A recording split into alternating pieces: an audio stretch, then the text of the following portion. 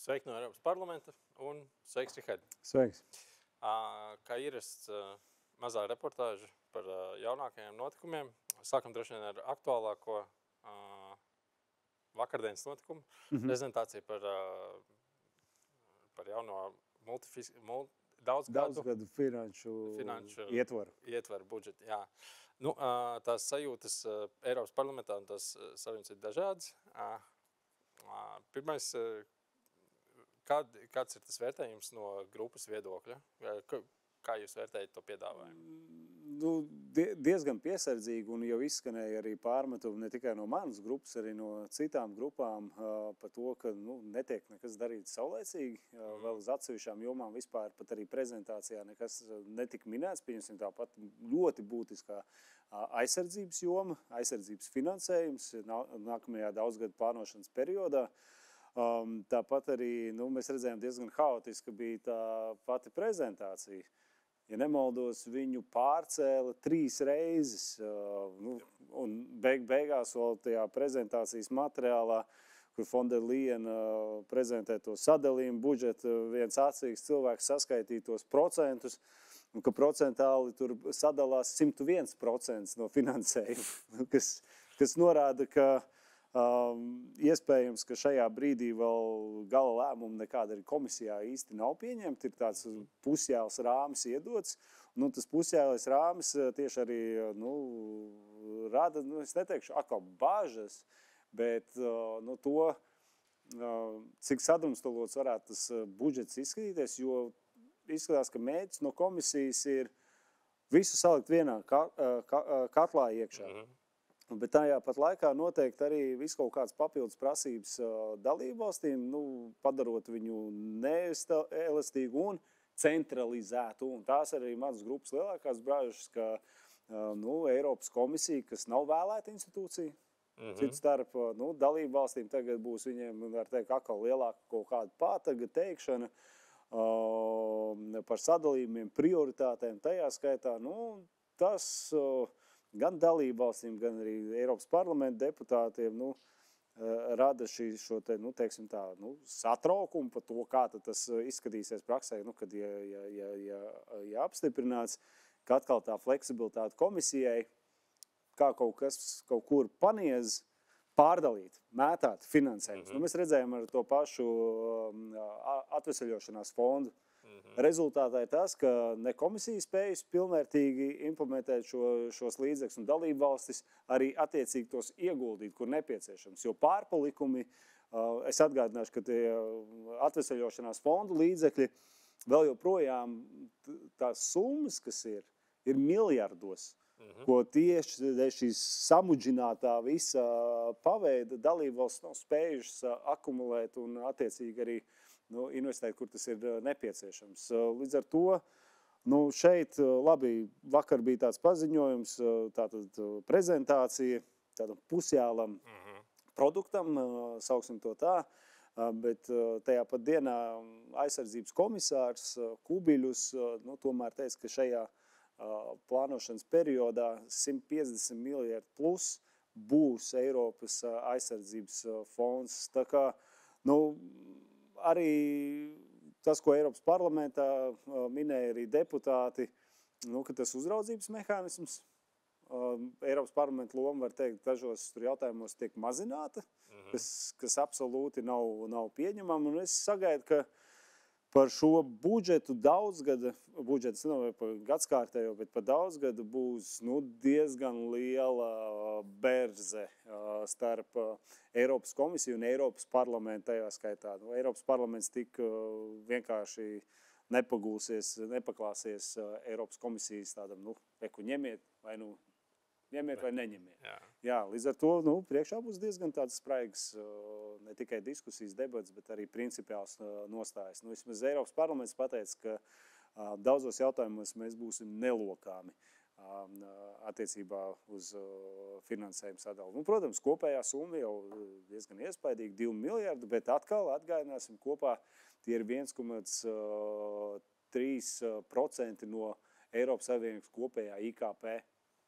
Atkal, vajadzības ir vairāk nekā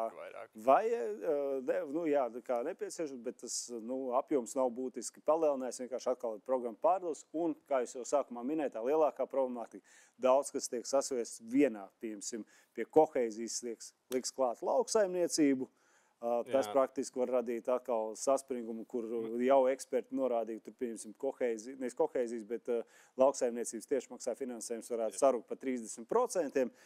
Mēs jau redzējām Eiropā lauksaimnieku protestus jau iepriekš. Ja šāds virzīsies priekš, es domāju, ka būs diezgan daudz izaicinājumu. Tas minējums, ko es dzirdēju tieši par pārdali un koheizijā lauksaimnieku ielikšanu koheizijā, ir komisijas mēģinājums visus jautājumus, par kuriem protestē, nogrūst uz dalības valstīm. Kā saka, rokas mazgāt, mēs neesam vainīgi, bet kaut gan tas viss priekšlikums nāk jau no viņiem. Tas parlamenta noskaņojums kopumā bija paralēli preses konferencē, notika budžeta komisijas, principā tāpat prezentācija, gan arī tikai komitejā iekšā. Tas noskaņojums bija ļoti karēvīgs, teiksim tā. Viens pēc otru parlamentārieši bija ļoti neapmierināti ar to, ka nav dokumentu, nav nekāda konkrētība. Nekas atsūtīts, ko vērtēt. Ir prezentācija, kas tāpat ir nepilnvērtīgi izstrādāta. Un tā vēl viena baža ir, man interesē, kā tu skaties uz to sapludināšanu visu vienā, uz konkurences veicināšanas fondu, kā tas tika nosauts. Kaut kā tad ir noplūdes dokuments, kur ir informācija par to, ka vairāk fondi tiks apvienot vienā.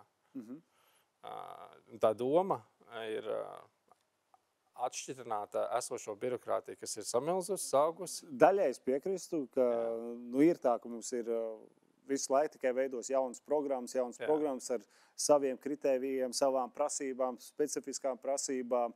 Tas sarežģīja, protams, atkal dalību valstīm ļoti efektīvi ieguldīt šos līdzekļus jomās un nozarēs, un tad tas veido birokrātiju ne jau tikai centralizēti šeit Briselē, bet attiecīgi no regulām aiziet nacionālie regulējumi, pārskatīšana, pilnveide, un es domāju, atkal dalību valsts tiek ierautas tādā, es domāju, šo plānošanas periodu mēs arī varam minēt to pašu koheiziju.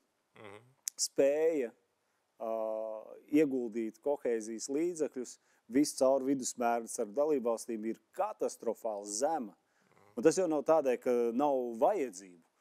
Ir ļoti daudz, vairāk nekā gribētos, bet attiecīgi no viena regulējuma uz otra prasība tāda, prasība šāda, vienkārši nobremzē to visu, kas varētu diezgan tā plūstoši virzīties. Man atkal tur, kur sapludina, tur es teiktu, ir labi, pieņemsim tas pats aizsardzības joms saistītais EDIPS, nav tur, kas ir par munīciju, vēl kaut kas aiziet viss zem viena jumta finansējuma fonda. Skaidrs, visi nozara aizsardzība, bet koheizija, iepludinam lauksaimniecību, tad pasīsimies vēl kaut ko vēl, tādu Frankensteinu veidot. Un savā ziņā tas varētu būt tāds solis arī no komisijas, jo vairāk regulācijas, jo vairāk centralizēti viņiem ir teikšana, kam jā, kam ne un tā tālāk. Un tāda otra vēl bija, kas bija punkts nauda par reformām. Praktiski komisija, atkal te es atgājuši, kas nav ievēlēta, pateiks tā, ka izpildiet reformas, saņemsiet naudu. Ne Latvija, nekāda cita Eiropas Savienības dalība valsts nav kandidāta valsts. Ir skaidri vienojās, kur ir, pieņemsim, vai tas ir koheizija, tātad izlīdzināšanās fonda, tam līdzīgi ir prioritāri dalība valsts nosaka, kas ir tās prioritātes, lai vienotos uz to Eiropas, teiksim tā, vidējo līmenī, Nevis tā, ka komisija tagad būs tā, kas paģērēs, parādiet, ka kaut kas tur ir izmaiņas, tad mēs līdzekļi būs pieejami. Tas līdz ar to ir tāda diezgan, teikšu, brutāli tāda varas uzurpācija no Eiropas komisijas puses, ko atkal atgādināšu nav tiešās vēlēšanās ievēlēta institūcija. Un kas var radīt, diezgan liela neapmierinātība dalībvalstu iedzīvotāju vidū. Kāds tev prognoze par to, kā teiksim, tā ideoloģiskās grupas varētu reaģēt uz to centralizācijas virzienu? Jo pārsteidzoši man izklausījās, ka arī kreisais gals nav lielā sajūsmā par to formātu, kā tas tiek izpildīts. Es domāju, ka tu jau arī minēji, ka viss ir noskaņoti kaujinieciski. Es pat neizslēgšu, kad arī tās valdošās politiskās grupas, tautas partijas deputāti no atsevišķām dalību valstīm šo skatās ļoti, ļoti piesardzīgi uz šādu te piedāvājumu. Jā, ok. Nākamais jautājums arī tāds relatīvi tehnisks. Vēl viens fails ir gāzes fails. Krievijas gāzes importēšanas aizliegums, ierobežojums Eiropas Savienībā. Jā. Kāda tev ir loma tajā? Jā, tas kas Industrijas tehnoloģiju rūpniecības komitejas, no savas grupas es esmu kā ēnotājs. Atgādinājis ēnotājs, tas nav tā, ka es kādam sekoju līdzi, bet ir galvenais ziņotājs, un arī galvenais ziņotājs par šo failu ir no Latvijas ievēlētais deputāts Inese Vaidere, kur ir tad Eiropas parlamenta pozīciju pārstāvēs sarunās ar komisiju un padomi. Tad tas ēnotājs, es esmu šīs komitejas ietvaros no savas grupas atbildīgais, kas arī attiecīgi ne tikai izvērtē komisijas piedāvāto regulējumu, bet arī sniedzu priekšlikumus, lai pilnveidot. Tad galvenā tā doma šai regulē ir pilnībā atteikties no Krievijas gāzes, sākot ar 28. gadu pilnībā. Protams, daudz jautājums, kāpēc tik vēl, kāpēc ne ātrāk, ne, ar 26. gadu ievieš šo te regulu spēkā, bet tajā ir atsevišķi pārējais noteikumi, kas saistīti ar to tiesisko paļāvību. Tā, kad ir īstermiņa līgumi, vidēji, ilgtermiņa, nav tur tādi vidēji, ir ilgtermiņa skaitās tādi, kas ir noslēgti tagad, ja pieņem regulu, pusgadu laikā vai gadu laikā, kas ir uz lieliem apjomiem. Nevis par tādām mazām porcijām, ko importēšana gāzes, bet lielie līgumi, kas uzņēmumiem, piemēram, uz 10 gadiem vai kādu, lai viņus visus ar diezgan efektīvā veidā mainīt savus piegādātājus uz alternatīviem drošiem avotiem. Jā, no manas grupas mēs uzskatām, ka šis ir tas brīdis, ka nav jārunā tikai par gāzi. Arī Eiropas Savienībā jāatsakās pilnībā no naftas fosilajiem praktiski. Varbūt tu vari pastāstīt, kāpēc nav? Kāpēc? Tādēļ, kad ir blakus vēl viens mehānisms, ko mēs esam vērsuši pret Krievijas fosilajiem, tātad tieši naftu, ir sankcijas. Ir sankcijas mēs redzam pagarinās ik pa pusgadām. Kā jau te minēja, ka šī regula, ko arī komisija piedāvā stāsies, ir pilnībā tātad gāzes attiekšanās līdz 28. gads. Ja mēs pilnībā tagad pieņem regulu, pasaka, ka tas būs, tas nozīmē, ka viena otra dalībvalsts varēs pateikt, ka tad jau sankcijas attiecībā uz naftu nevajag, jo šitais jau stāsies spēkā un līdz ar to pateiks, nē, sankcijām. Tas ir tāds risks, ko mans grupas ietvaros ir jāiet uz maksimumu. Absolūti, tas nav tikai nafta, bet arī tajā skaitā kodola materiāli. Tajā skaitā Rosatom vēl joprojām darbojas Eiropā, piegādā izēju vielas, sauksim tās tā. Un, šī regula galvenais uzstādījums ir diezgan ātri šo īstenot. Tādēļ arī bija iesniegti noteikti ļoti īsi termiņi priekšlikumiem, praktiski rītdienas 12. Kad jūs viņu saņēmāt? Saņēmu, jo to regulēju burtiski pirms... Un tu? Es saņēmu šīs nedēļas sākumā, jā. Un tieši šo te, ka būšu ēnu ziņotājs par šo failu. Arī no savas puses iesniedz priekšlikumus Viņi varbūt izklausīsies tehniski, bet viņi ir ļoti saistīti arī ar gāzes glabātuvēm, uzglabāšanas. Mēs atminamies pēc 22. gada. Krievija izmantoja to situāciju, kas veidojās ar augsto inflāciju tieši enerģētikas jomā. Arī fakts, ka diezgan daudz gāzes kritisko infrastruktūru pārvaldīja Krievijas uzņēmumi, tajā skaitā arī Gazproms. Un diezgan liela daļa šo te gāzes uzglabāšanas stacijas vietas kontrolēja Krievijas uzņēmumu un savā ziņā iepludināja Krievijas gāzi. Es atvainoju, pāris soļi atpakaļ. Ir tā, ka tad, kad tās cenas auga pamatīgi augšā, nevis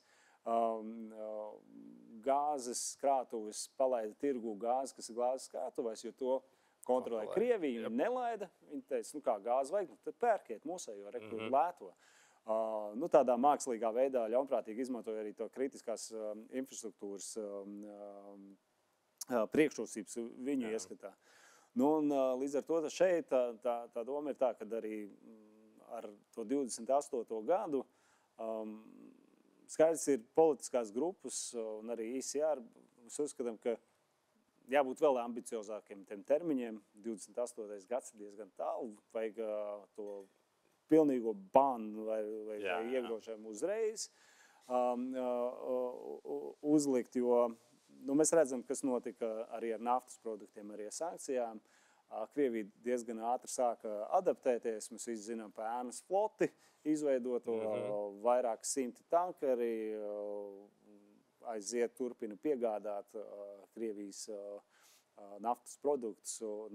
Šeit es neizslēdzu, ka ar gāzi, ja mēs iedodam diezgan lielu elastību, tur pieņemsim gads, pusotrs, pa šo laiku meklēt veidus, kā apiet šo regulējumu, ko mēs pašlaik diskutējam. Līdz ar to par gāzes šīm uzglabāšanas ietvarām tas priekšlikums, ko iesniedz, paģēra praktiski caurspīdīgumu vispār, kas piegādā gāzi Eiropas Savienībā, tātad patiesā labuma guvēji, gan arī kas ir tie galvenie importētāji, lai tur nav ne tikai Krievijas uzņēmumi, bet ar Krieviju saistīti, ne tikai Krievijā reģistrēti, bet arī tādi, kas ir reģistrēti Eiropas Savienībā, bet viņiem nozīmīga daļa un atbilstoši regulējumiem Eiropas Savienībā nozīmīga daļa īpašumu veido 20% un vairāk, piemēram, pieder Krievijas pilsoņiem vai Krieviju saistītiem, tad šādi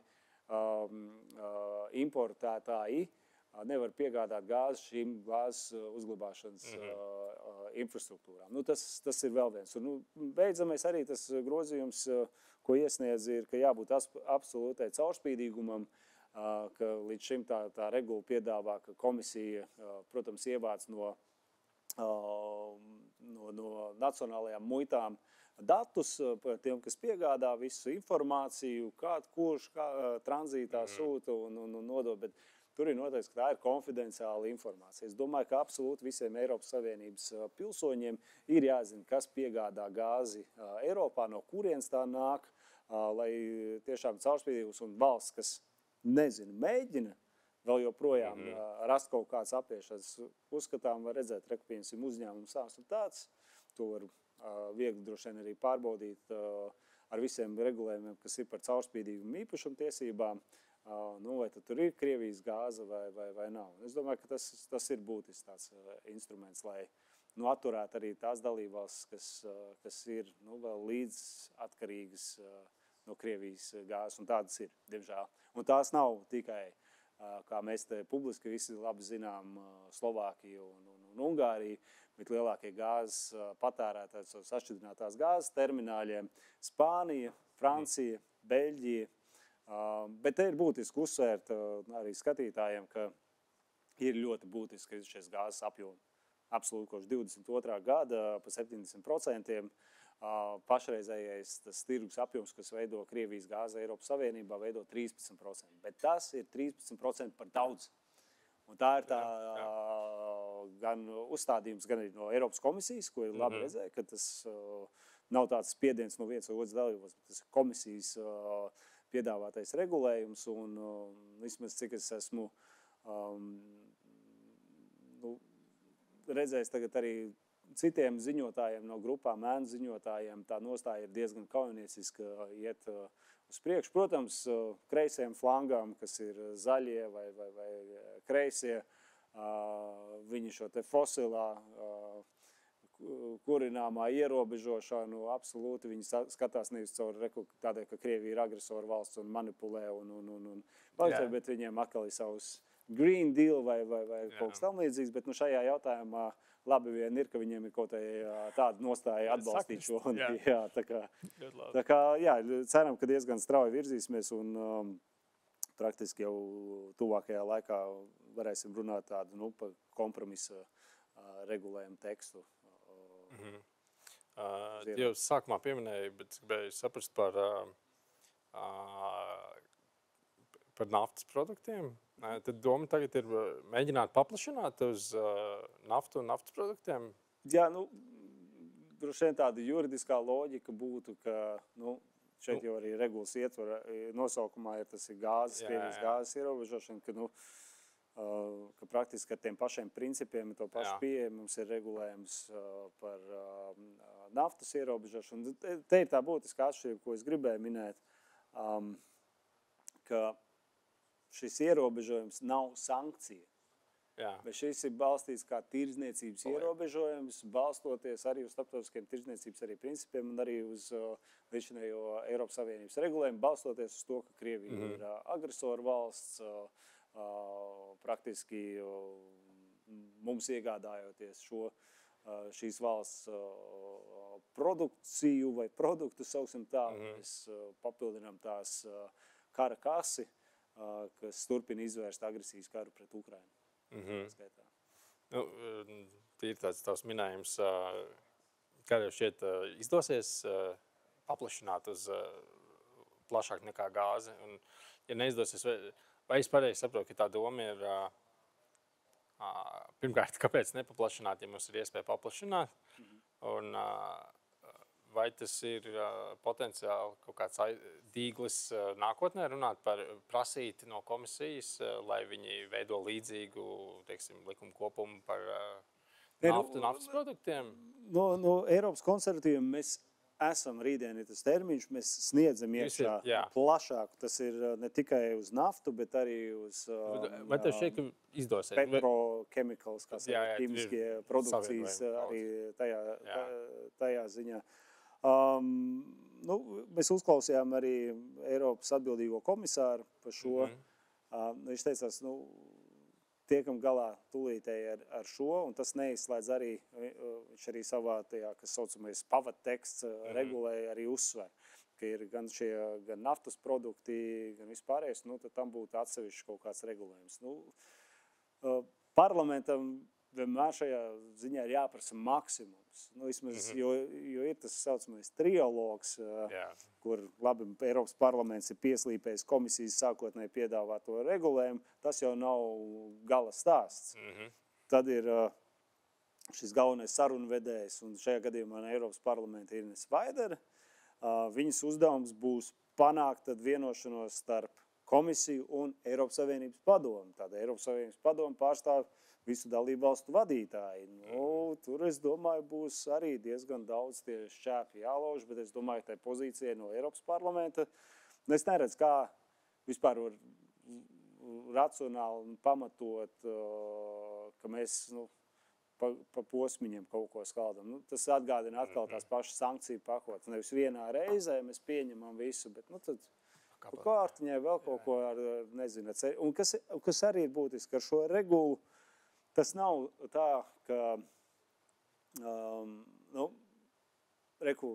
tiek panākts taisnīgs ilgtermiņa miers Ukrainā, tad tagad, kā saka, bizness kā iepriekš. Nē, šī regula paģēra praktiski to, ka mēs visi atsakamies no Krievijas, kas nav uzticams tirdzniecības partneris, ir īpaši šādā jomā, kas manipulē ar saviem energoresursiem, izmanto to kā ietekmes instrumentu, lai manipulētu gan ar cenām, svārstībām, visu pārējo. Un līdz ar to Krievija nav vienīgais gāzes piegādātājs, un citu starp vismaz tie dati, ko Eiropas komisija ļoti skrupulozi analizē, nu tā, daudz saka, ka Krievijas gāzi gaismas gadu lētāk nekā tur no Saudarābijas vai kāda cita reģiona. Nē, tā cēnu starpība ir aptuveni 12–13% no tirgus cenas. 12–13% lētāk. Protams, biznesam tas ir atspaids, tas ir lielāks, bet uz tādu kopēju nav tā, ka viņi piedāvā tur, es nezinu, pa 60%, 70% lētāk. Tā kā. Ok. Bet mēs droši vien atgriezīsimies pēc tāda laika. Bet paliekot pie failiem, Omnibus militārais, defense omnibus, Pastāst, lūdzu, kas jauns ir noticis ar aizsardzības omnibusu? Mini-omnibus. Ir sākuma omnibusu. Jā, ir aizvadīts pirmās sarunas par kompromisu tekstu vismaz no Eiropas parlamenta puses, no visām politiskajām grupām. Kā tas notiek? Kur? Tas notiek tā, ka, kā es jau minēju, par šiem te ir ziņotājs. Es šajā gadījumā esmu Eiropas parlamenta ziņotājs par mini-omnibusu. Tad ir politisko grupu ēnu ziņotāji. Tad komisija ir iesniegusi savu skatījumu par regulu. Es kā ziņotājs esmu iesniedzis savu redzējumu. Mēs jau iepriekšējos raidījumos mēs izklāstījām, kādās jomās, kā paplašināt gan mūsu reģionu interesēs, bet arī Eiropas Savienības kopējās interesēs, lai ir pirmkārt ļoti īsā termiņā iespēja elastību dalību valstīm pieeja finanšu resursiem no citām programmām, kohēzija, atveseļošanās fonds, lai tās var novirzīt pašu Eiropas digitālajai programmai, Horizon programmai, savienojamības programmai tajā skaitā. Tad, protams, šie ēnu ziņotāji arī, katrs no savu, var teikt, skatu redzējumu par prioritātēm, snieguši savus priekšlikumus un grozījumus. Mans uzdevums ir atrast to zelta vidusceļu, lai ne tikai mēs sabalansējam politiskās vēlmes, bet lai tam tiešām būtu efektīvs pielietojums tiem grozījumiem, ko mēs sniedzam. Jo omnibus, atgādināšu, tas birokrātiskajā žargona valodā ir vienkāršot. Vienkāršot. Nevis regulējums mēs tagad saliksim iekšā, lai uzlikt papildus prasības, slogus un tā tālāk. Un jā, ir bijuši centieni no grupām sniegt iekšā kaut ko tādu. Bet tu vari pateikt, kā sakārtojās, jo tās intereses, teiksim tā, ar kurām grupām ICR grupai sakrīt skatījums pa lielam? Es teikšu, ka šajā failā tas ir centriskā grupa, tas ir Tautas partija. Ir šis tas, kas sakrīt arī ar patriotiem. Absolūti nekas nav kopīgs ar suverēnajiem, jo tur, es kādreiz citurreiz varu izklāstīt, kas ir sasniegt, bet nav jēga cilāt to, kas ir skaidrs, ka to neatbalstīs un tam nav atbalsta. Ir fokusēties, kur es jūtu, ka mums ir kopīga izpratne, galvenais tagad, kāds tas izpildījums būs. Un, tur ir sakrīt arī ar Renew atsevišķās sadaļās. Ar zaļajiem, zaļie ir tādi, kas savu ideoloģiju, lai arī vienošanās, nosacīt džentlmeniskā vienošanās ēnotājiem ar mani kā ziņotāju bija, ka liksim malā ideoloģiskos, jo šis ir ļoti īsa termiņa un uz rezultātu ātru vērsts. Bet nāk atkal tie centieni kaut ko ar zaļo kursu mēs drusciņi ielikt, ar cirkulāro ekonomiku. Nav nekāda absolūta saistība, kas šeit ir praktiski iedot, kā es jau minēju, elastību dalību valstīm, novirzīt līdzekļus, atslogot nacionālos budžetus, nodalīt finansējumu prioritāriem projektiem, kas būtu vērst uz aizsardzības industrijas kapacitātes celšanu. Nākamais uz divējādi pielietojamas infrastruktūras attīstību. Atkal mēs varam runāt ceļi, tilti, dzelzceļš, enerģētikas un tā tālāk. Tā kā Vairāk arī tādi bija rezervācijas, cik plaši mēs varam dot trešajām valstīm arī iesaistīties. Skaidrs nevienam nav iebildumu, ka Eiropas ekonomikas zonas valsts, Norvēģija, tajā skaitā, jo tā jau kontributē arī Eiropas Savienības budžetam atsevišķās programmās, tajā skaitā. Man tā kā ziņotājiem arī bija tāds uzstādījums, ka mēs nevaram pilnībā izslēgt NATO vismaz uzticamās partnervalstis līdzdalību, jo tā realitāte jau uz zemes ir tāda, ka īsā termiņā nepieteiksies pilnīgi projekts, kas ir no nulles. Būs tādi, kas ir jau ar augstu attīstības vai gatavības. Mēs redzam, tā transatlantiskā saite, viņa nav izveidojusies pēdējos 2 gados, tās ir 80 gados, tās ir investīcijas savstarpējās, mums ir NT uzņēmumi, kas ar inovācijām strādā, kur ir daļas pieder arī ASV pusē, es nedomāju šeit ASV valdība, bet ASV uzņēmumu, un tagad, pateikt, mēs virzamies uz strateģisko autonomiju.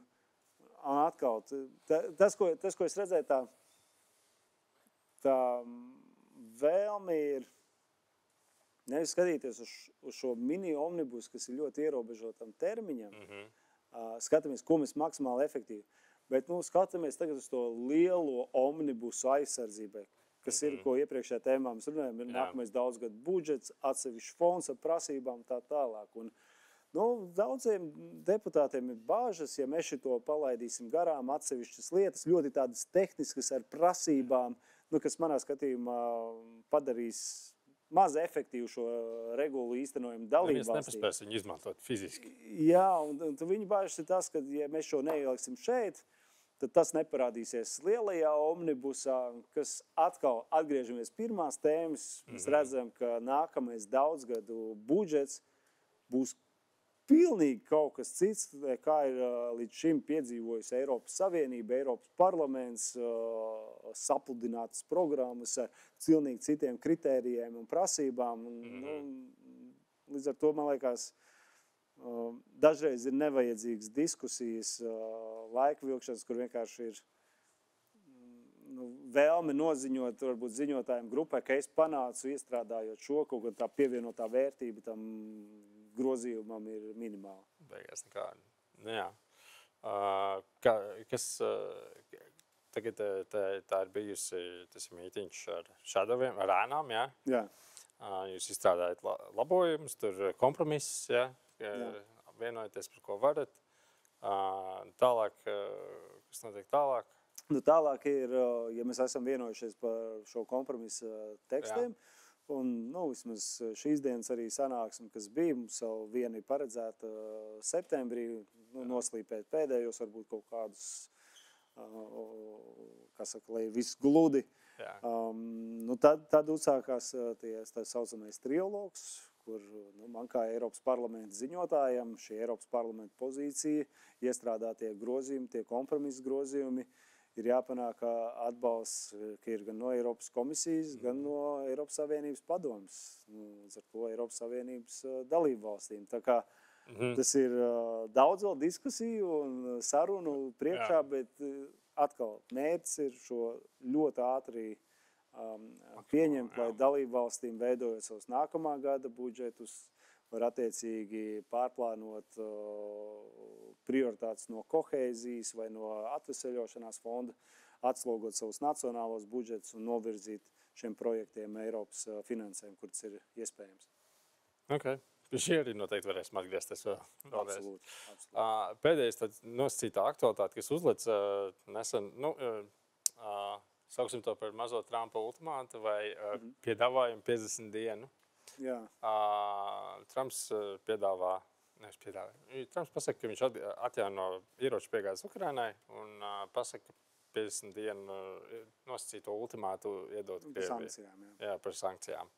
Te sakrīt mūsu atkārtotās tēmas, Ukraina un tarifu kā abas divas ir vienā. Kāds ir tās spekulācijas, ir daudz un dažādas, kāpēc ir tās 50 dienas, tev ir minējums? Man, godīgi sakot, nepārliecina nevienu no viņiem. Nē, man grūti pateikt, kāpēc tieši 50 dienas, kāpēc nav klasiskās jau 2 nedēļas. 2 nedēļas, jā. Ir grūti to tā atbilde. Iespējams, 50 dienas varētu būt saistīts arī ar ASV kongresa ciklu. Neaizmirsīsim, tuņās augustā te visa Eiropas Savienība iet lielajos atvaļinājumos, un arī pārtraukums ir ASV kongresā. Un tos tarifus, tās sankcijas, senātā jau sagatavots likums un pieņemt. Līdz ar to Trumps praktiski viņš pateikt, ka es tuņās, tev liek tās sankcijas, un viņam ir jāsasauc, jāicina, ka senāts sanāk uz sēdu, un kongress tajā skaitā. Tā ir spekulācija. Jā. Kāpēc 50 dienas, bet tas ir absolūti, nezinu, ir daudz, tur saka, ka tagad 50 dienas bez mazai ļaut Krievijai pabeigt savu to ofensīvu vasaras vai vēl kaut ko, tam es maz tā ticu. Bet otrs jautājums ir par tām ieroču piegādēm. Tajā skaitā mēs tomēr redzam arī no Eiropas Savienības puses, no Eiropas dalībvalstu puses, ka daudz ir aicinājuši slēdzam gaisa telpu, nodrošinām praktiski no-fly zonu. Tam vajadzīgas pretgaisa sistēmas, tajā skaitā. Trumps teica patriotus, vai ne? Ja nemaldos, izskanēja pat cipars 17 patriotu sistēmas kopumā varētu Ukrainai nosūtīt. Tad nāk komats, bet Eiropai jānopērk priekš. Bet ko mēs redzam? Ir virkne valsts, kas pasaka, pieņemsim Itāliju, mēs nepirksim. Francija mēs nepirksim. Makrons vēl pasaka, mums pašiem jāžo. Bet nav jau. Saprot, nav jau. Tur tā lieta. Un, Ukraiņi ir neapskaužamā situācijā. Līdzekļiem tāda nav, ko uzreiz tās iegādāties. Saprotu, Vācija apsver domu 2 vai 3 tās patriotu sistēmas no ASV iegādāties. Bet šis atkal labu neko nerāda no Eiropas līderību. Trumps, protams, viņš man tāks tīri politiski nevar atļauties vienkārši tāpat nosūtīt sistēmu. Viņš pateica visi J.D. Vance, nekādas ieročus Ukrainai un tā tālāk. Tad viņš saka, es nedodu Ukrainai, es pārdodu Vācijai, tas, ko Vācija tālāk dara, tas paliek viņu ziņā. Tas tā. Bet tās 50 dienas tas ir... tas nav labi, bet arī nav labi tas, ka kārtējo reizi Eiropas Savienība nevar pieņemt jauno sankciju paketi, kuru jau otro reizi pāris nedēļās bloķē Slovākija. Jā. Kāds ir viņa arguments? Kāpēc? Kā viņi pamato? Ārpus tā, ko es domāju par to... Tur ir ierobežojumi naftas produkcija, Fico saka, kamēr nebūs kaut kāda kompensējošie mehānismi, vēl kaut kas Slovākijai viņi tikmēr neatbalstīs. Tas tāds šantāžu. Jā. Tas arī nozīmē, kāpēc tu nevari sēdēt uz tās Krievijas adatas. Jā, tad... Redz, ka cik atkarīgs. Ilgtermiņā tas ir neizdevīgi. Ok. Paldies tev par sarunu. Tiekamies nākamreiz. Nākamreiz. Paldies. Paldies.